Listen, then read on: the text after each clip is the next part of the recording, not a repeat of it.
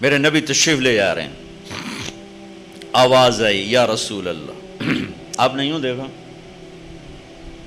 کوئی نظر نہیں آیا، آواز آئی یا رسول اللہ، پھر نظر پڑی تو ایک ہرنی آپ کو پکار رہی تھی، ہرنی گلے میں رسی اور چارپائی سے بندھی ہوئی، کوئی صحابی شکار کر کے لائے تھے۔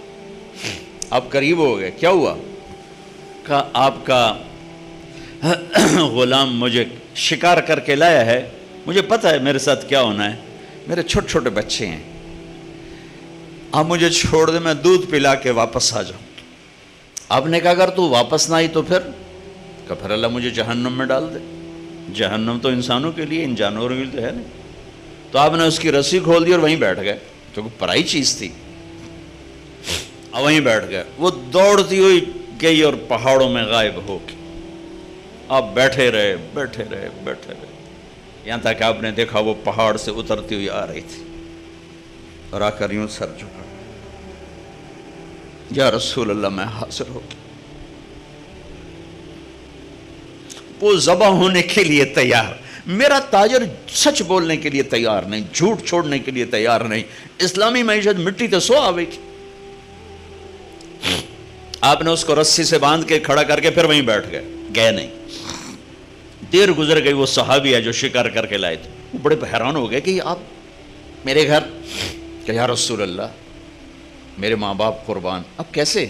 کہ میرا ایک چھوٹا سا کام ہے آپ سے۔ کہ کیا؟ کہ یہ ہرنی مجھے ہدیہ کرتے۔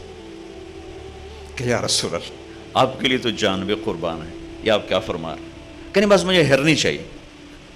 آپ کہ لے لے۔